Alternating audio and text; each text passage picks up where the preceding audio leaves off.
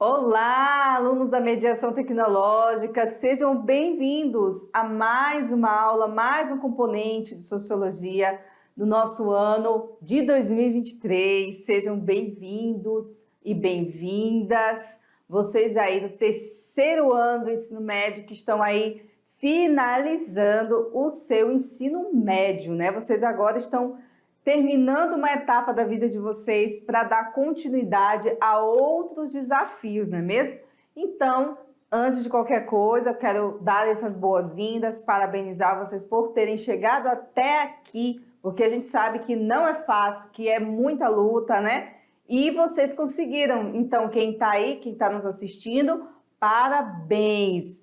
E para dar continuidade ao nosso componente, hoje é a nossa primeira aula da unidade 1. Então, assim, vocês que já vieram de outros anos, primeiro, segundo ano, já sabem mais ou menos a dinâmica de como acontecem essas nossas aulas que são modulares, né? Agora, para quem está chegando agora, eu não sei se tem alguém aí que é novo na mediação tecnológica, funciona dessa forma. Nós temos na Sociologia duas unidades, a primeira e a segunda unidade. Cada unidade tem, em média, 8 aulas. E depois dessas 8 aulas, a gente tem a revisão de conteúdo e as avaliações. E é assim que funciona. Então, hoje a gente tem a primeira aula. Quando nós chegarmos na aula 8, a gente já está finalizando a primeira unidade, ou seja, a gente tem revisão e tem avaliação. E depois nós iniciamos a segunda unidade com mais algumas aulas. E aí, quando termina, a gente também faz a revisãozinha, a avaliação e depois a recuperação para quem não alcançou a nota, tá bom? E aí, depois, a gente também tem aulas, as atividades extra-classe, que eu vou explicar para vocês, né, ao longo desses dias aí que nós vamos permanecer juntos. Fiquem aí tranquilos, que daqui a algumas aulas eu vou estar explicando para vocês, juntamente também com os professores presenciais, vai dizer de que forma vocês vão executar essa atividade, que equivale a 16 horas aulas da nossa disciplina, tá bom? Então, sem mais delongas, vamos então para o nosso quadro para a gente ver quais são os assuntos da primeira unidade que nós iremos tratar nesse nosso primeiro ano. Vamos lá?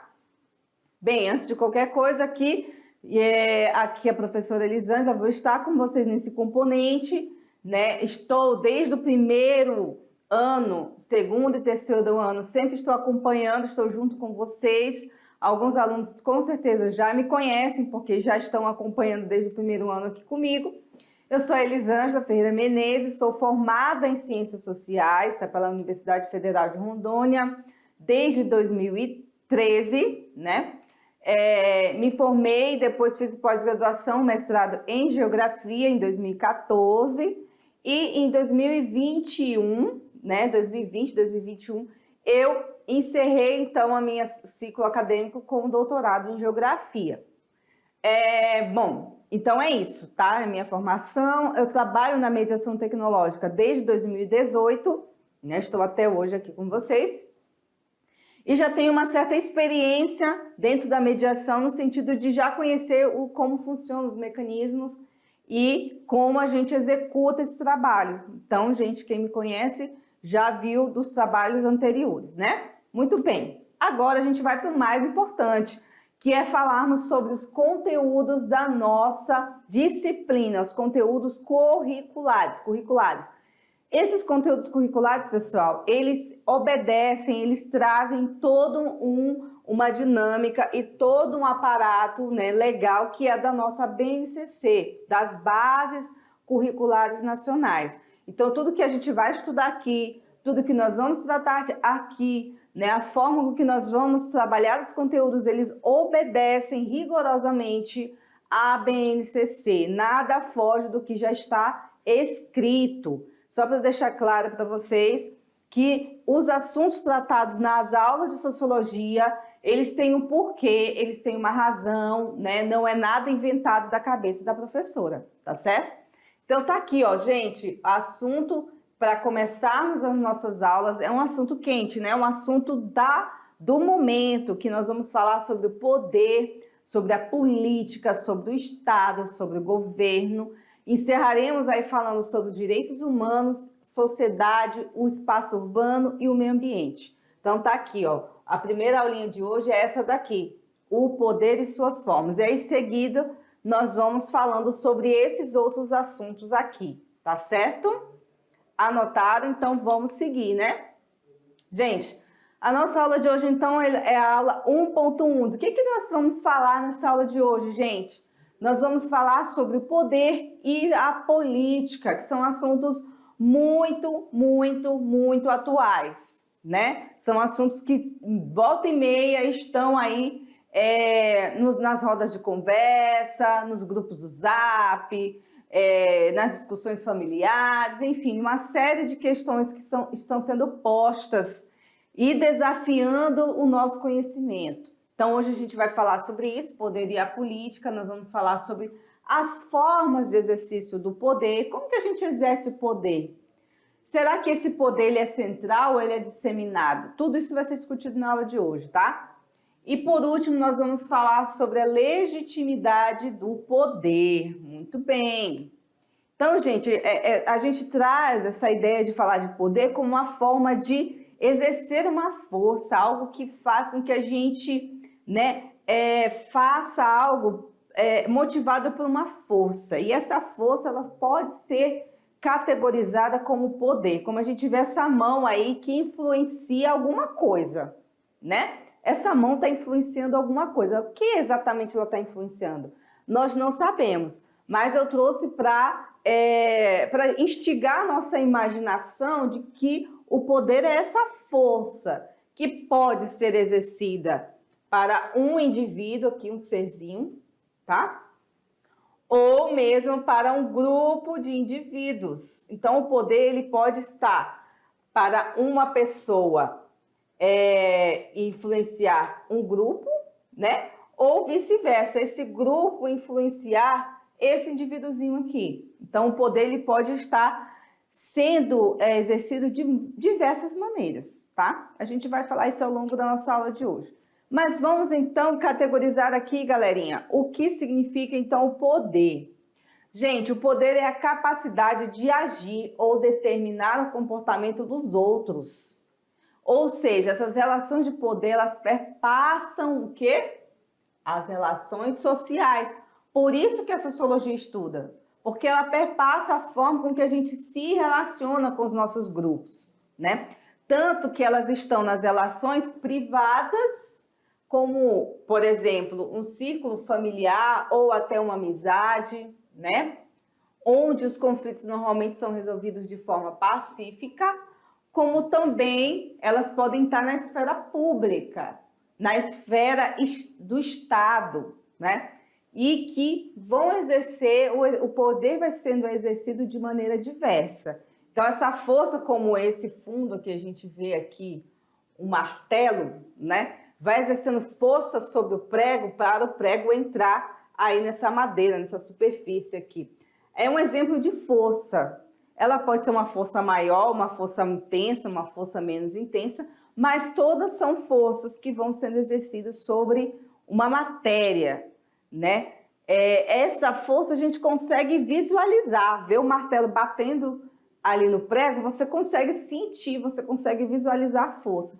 Mas não exatamente isso acontece nas relações sociais. Você pode até não ver essa força, mas isso não significa que ela não exista, tá? Porque ela às vezes aparece de maneira sutil, né? Qual é a ciência que estuda essas formas de poder, né? Existem várias ciências dentro do campo das ciências humanas que estudam o poder. No geral, quando a gente fala de ciência que vai trabalhar o poder dentro de um âmbito político, a ciência que vai se debruçar sobre isso é a ciência política, tá? A ciência política, ela é um saber que está diretamente relacionado de como os indivíduos exercem o poder sobre um grupo, né, de pessoas sobre outros indivíduos. Ele também estuda o exercício do poder em suas variadas formas de manifestação e também de como acontece esse movimento da sociedade para fazer valer a sua vontade diante do Estado. Então, assim, a ciência política, ela estuda movimentos sociais, ela estuda revoltas, revoluções, ela estuda a maneira de que como o Estado exerce o poder sobre os grupos, sobre a sociedade civil, né? Então, a ciência política é responsável por esses tipos de estudo, que elas vão desde um estudo mais de pensamentos conservadores, tá? O que é importante dizer para vocês, porque quando a gente fala de estudar ciência política, as pessoas acreditam que seja só uma política, uma forma progressista de esquerda, mas não. Nós temos estudos na ciência política dos mais diversos pensamentos, desde o pensamento mais conservador, mais de direita, né? Como também os estudiosos, claro, mais progressistas, mais de esquerda, né? Então, a gente tem variados nomes, variadas pessoas de pensamentos diferentes que vão estudar a ciência política. Através da ciência política, ela vai estudar o fenômeno político, como as pessoas exercem o poder, como que um líder consegue arrebanhar as pessoas de uma maneira extraordinária, né? Que a gente vai estudar ainda nessa aula, que é a liderança carismática. Como que um líder, uma pessoa só, é responsável por conseguir arrebanhar milhões de pessoas à sua volta, acreditando nela, acreditando em tudo que ela diz. Então, isso também é assunto da sociologia e da ciência política, tá bom? Então, vamos aqui para o quadro para a gente seguir. A gente vê que tem mais coisas para falar com vocês. Gente, olha só. Como que a gente exerce esse poder? Vocês já pararam para pensar nisso, né? Como que pode exercer esse poder? Tem uma forma específica de exercício do poder ou existem várias formas? O que vocês acham aí? Discutam entre vocês. Pergunta aí para o seu colega do lado. E aí, colega? Você acha que tem só um jeito da gente exercer o poder ou existem várias formas? Então, através desse pensamento, a gente vem para essa premissa. Quem é que manda, né? Quem é que manda nessa situação? E quem é que obedece? Alguns espaços a gente já tem claro quem é que manda. Na casa, família, né? Uma família comum, uma família tradicional, digamos assim, tradicional do que é comum acontecer. Geralmente o papel de autoridade de quem manda é dos pais, dos genitores, daqueles que têm, né, que têm os seus filhos. E os filhos são aqueles que obedecem, na teoria, né? Na prática nem sempre é assim que funciona. Então o que vocês vão ver aí? Uma relação. Então, gente, poder, acima de tudo, é relação, tá? Não pensem que poder pode ser exercido como alguma coisa só ela, né? Como um raio que cai lá de cima do céu e pronto. Quando a gente fala de sociedade, não é assim que funciona. Não é um raio que vai cair em qualquer lugar de qualquer jeito. Poder é relação, poder é sempre alguém que obedece e alguém que manda. Alguém que obedece, alguém que manda. Um grupo que obedece, um grupo que manda. Um indivíduo que manda e um grupo que obedece. Enfim, são diversas formas. Então, vamos ver aqui alguns tipos de poder, de que forma esse poder pode ser exercido. Bom, a gente tem, por exemplo, aqui, ó, o poder econômico. É uma forma de exercício do poder? É. Alguém aí acertou na resposta? O exercício do poder econômico, logicamente, você já consegue visualizar que pela imagem ela se dá através de dinheiro ou posses materiais. Por exemplo, pode ser meio de produção, ou umas empresas como os bancos, né? Que ficam à mercê, um grande número de pessoas ficam à mercê desse poder. A gente pode até arriscar dizer que esse é um dos poderes mais determinantes no mundo de hoje, né? Até a gente fala, às vezes, brincando, você não é a sua essência, você é o que você tem. O que quer dizer isso? Que muitas pessoas, elas só são vistas, só são valorizadas, só são percebidas quando elas têm dinheiro. Não é isso que vocês ouvem por aí? E não é uma mentira. Quando a gente vê a realidade do dia a dia, quando a gente vê os noticiários, se dá uma importância muito grande para esse poder. O poder econômico é um poder que consegue muita coisa, que ele consegue exercer uma força muito grande. Quando a gente fala do poder das grandes empresas, né? Eu não estou falando só daquele empresário que tem uma empresa que faz, sei lá, uns 20 mil por mês. Não estou falando desse tipo de poder. É um poder econômico?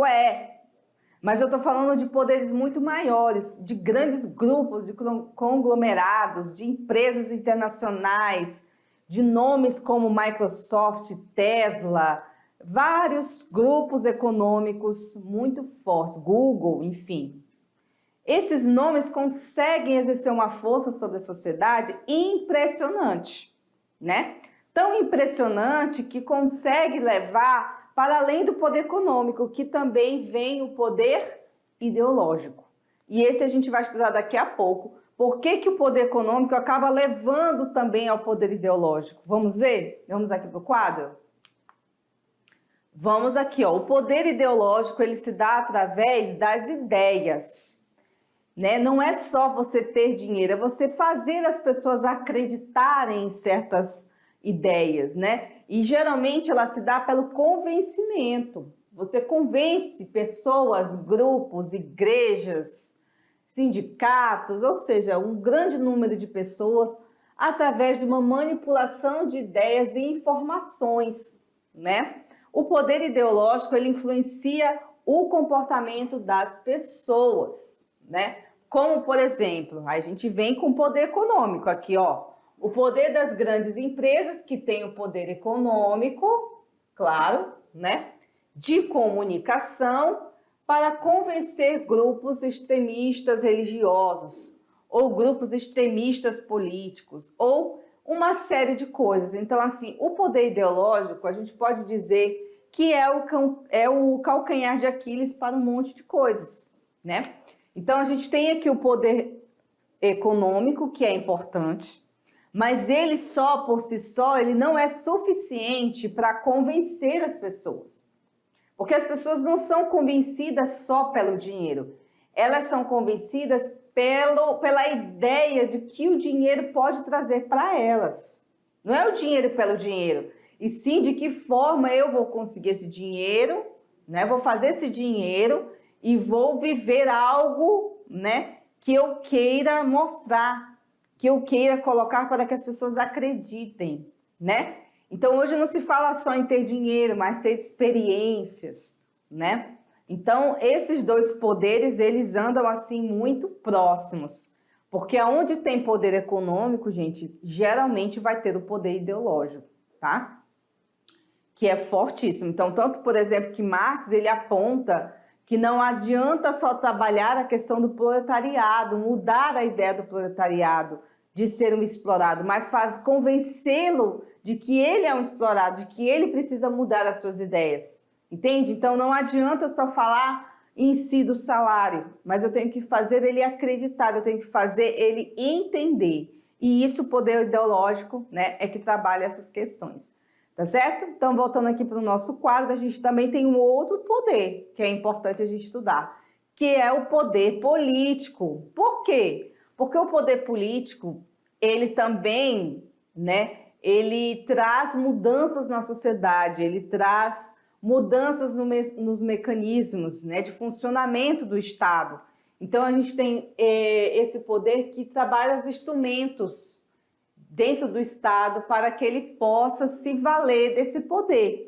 Através de quê? Da legislação, da repressão policial, do poder que todos devem estar subordinados a esse governante, um governo, né?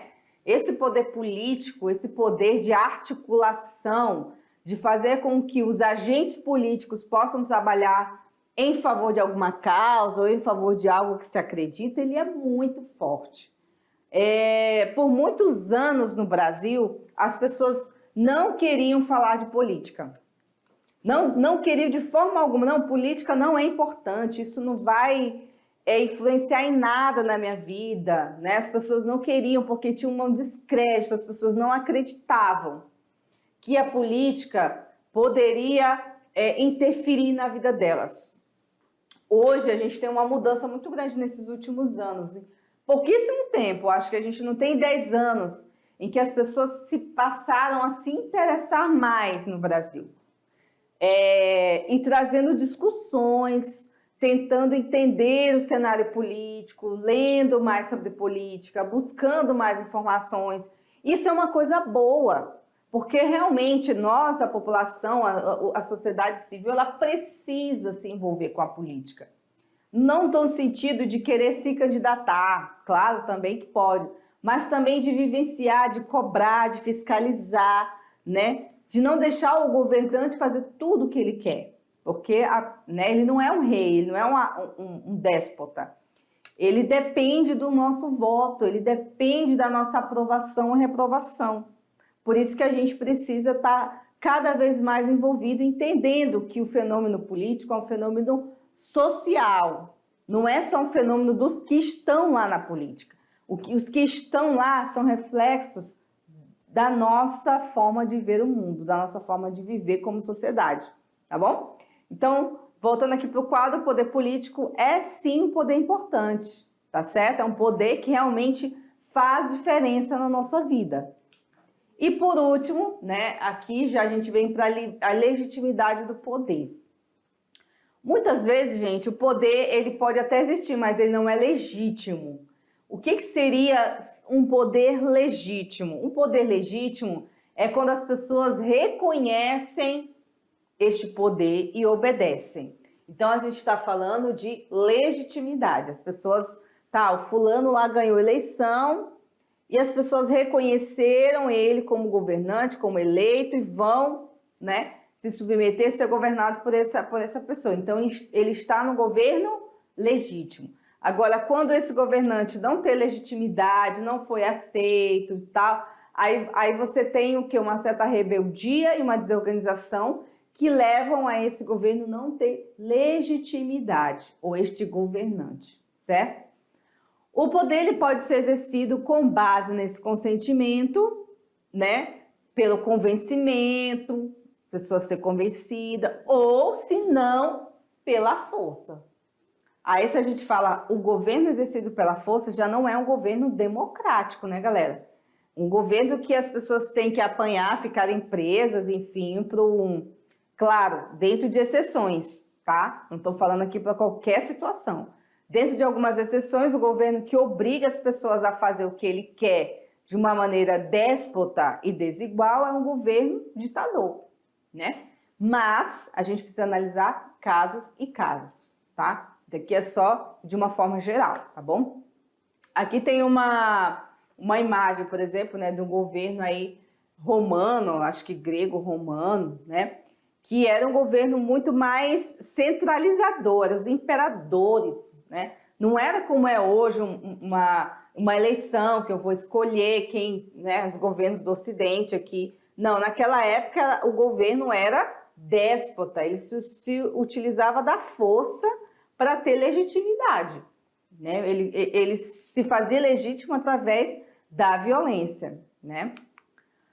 Bom, agora a gente vai trabalhar aqui com o Weber para falar de dominação, o jogo da dominação do Weber, né? O Weber é um sociólogo que vocês já ouviram falar lá no primeiro ano, no segundo ano, agora no terceiro ano a gente traz ele de novo, para falar de alguns tipos, né, de governos, de tipos de dominação legítimas, ou seja, aceitas, aquelas dominações que são realmente aceitas pela sociedade. E aí ele trouxe aqui 3 tipos que a gente vai estudar agora, que a dominação racional legal, a dominação carismática e a dominação tradicional. Pelas 3 imagens aí, você já consegue ter uma noção, né, do que significa cada uma delas. Não conseguem? Então, a gente vai ver aqui cada uma para a gente perceber que elas são diferentes, tá, gente? Não é igual. Então, primeiro a gente vem com a dominação racional legal, desse primeiro íconezinho aqui, que significa tipo um papelzinho, né? E um martelinho. que talvez signifique, né, eu acredito que significa o peso da lei. Bom, já que estamos falando de peso da lei, a dominação racional legal, ela se dá também pela legitimidade das legislações, das leis, da Constituição, tá? Então, essa legitimidade, ela se dá através dos cálculos racionais, da escolha, né, racional. E que não se leva em consideração paixões, enfim, fantasias, e sim o que é melhor para aquela sociedade, né? A ponto da pessoa abrir mão de uma certa liberdade para ter segurança, né? Que é o caso do Estado. A gente abre mão de uma certa liberdade para que o Estado, de certa forma, cuide disso. Há um exemplo também dessa legitimidade, desse poder legítimo, que é quando nós somos obrigados a pagar impostos ao Estado na condição de que este nos garanta uma certa contrapartida, que é o caso de segurança, né? Vamos dizer assim, o SUS, educação, escola pública, Instituto Federal, coisas do tipo. Ou seja, quem paga aquilo que funciona? Quem paga aquela escola pública? Quem paga o hospital? São os nossos impostos. Então, essa dominação é uma forma de fazermos obedecer a essas legislações, porque também se a gente não paga, a gente fica no vermelho, né, o Estado, e aí a gente é obrigado a pagar. É uma forma de dominação através das leis, né, que faz com que a gente seja obrigado a ter que se submeter a essas leis do Estado, no caso aqui do Estado brasileiro, certo? Muito bem, aí a gente tem a dominação tradicional. Pela imagem que vocês estão vendo aí, vocês já conseguem ter uma noção do que a gente está falando? A dominação tradicional, ela vem através das práticas, essas práticas tradicionais, essas práticas milenares, essas práticas antigas, e que realmente a igreja, né, o papel da religião, ela é muito importante para entender esse tipo de dominação. A dominação tradicional, ela se dá através desse domínio das tradições, né? Como é que a gente pode dizer? Ele se sustenta através do costume, do poder do costume, da tradição, nesse caráter também inquestionável, né? Porque aqui na dominação legal, a gente pode questionar o Estado, processar, buscar mudar essa lei, né? Mas na dominação tradicional isso fica mais difícil, porque o que pesa aqui são o peso desse tempo, dessas tradições. Então, esse exemplo, por exemplo, né, da sociedade que vem de uma origem mais religiosa, ela tem uma autoridade mais inquestionável, né?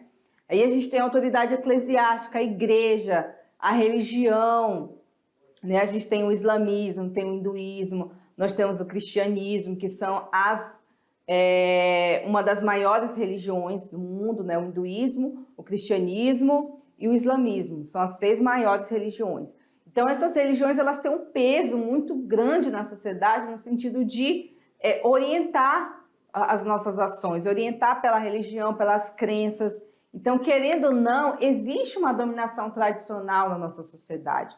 Quando a gente fala de assuntos que, por exemplo, são muito polêmicos, como a questão do aborto, por exemplo, a eutanásia, tem um peso muito grande no nosso pensamento as religiões, as crenças. Então, querendo ou não, a nossa sociedade é regida por elas, é regida por essas crenças, né? Então, essa é uma das dominações que o Weber fala. E, por último, a dominação carismática. Carisma, será que lembra alguma coisa para vocês aí? Carisma, alguém carismático? Esse homem aqui nessa tela, vocês estão vendo aí, vocês conseguem reconhecer quem é? Sim ou não, hein? Discutam aí, perguntem entre vocês. Quem é esse homem que está aparecendo aí? E por que eu coloquei ele como uma autoridade carismática? Bom, vou revelar o nome dele, é o Martin Luther King, que foi um líder carismático, né, norte-americano, e que deixou a sua marca na história na luta contra o preconceito e o racismo contra os negros, né? Então, assim, a legitimidade desse poder ele se sustenta na crença de que essa pessoa, esse líder, ele tem características especiais, ele não é uma pessoa comum, ele é uma pessoa que é vista como uma autoridade, uma pessoa que é seguida por muitos, né? E que essas características especiais que essas pessoas têm, algumas no mundo, fazem com que elas sejam merecedoras da obediência dos demais, né? Um exemplo dessa dominação são os líderes dos movimentos messiânicos, ou seja, líderes religiosos e também alguns estadistas, alguns políticos. Aqui a gente tem o Fidel Castro, Barack Obama, o Vladimir Putin, o Nicolás Maduro, Angela Merkel, que traz, né, toda essa dominação carismática. Não quer dizer que todo mundo goste deles, viu, gente? Não é esse a ideia. A ideia é dizer que essas pessoas conseguem arrebanhar o maior número de seguidores, como se fossem influencers, sabe? Vocês têm lá uns influencers que vocês seguem, que vocês amam, outros odeiam, mas está lá com não sei quantos milhões de seguidores, né? Por que essas pessoas têm esses seguidores? Por que as pessoas obedecem o que elas dizem? Porque elas têm a influência exatamente desse aqui, ó, da dominação carismática. O pessoal olha para ela e fala, nossa, tudo que ela fala só pode ser verdade, porque ele é muito inteligente, porque ele sabe demais, porque ele é o cara, porque ela é isso e aquilo. Essa dominação carismática faz com que as pessoas possam, se não tomarem cuidado, tá, com que seguem esses políticos ou até líderes religiosos, elas podem ficar fanáticas. Então, tomem cuidado com esse seguir cegamente alguém. Qualquer que seja essa pessoa, se ela é branca, negra, se é político, se é influencer, se é...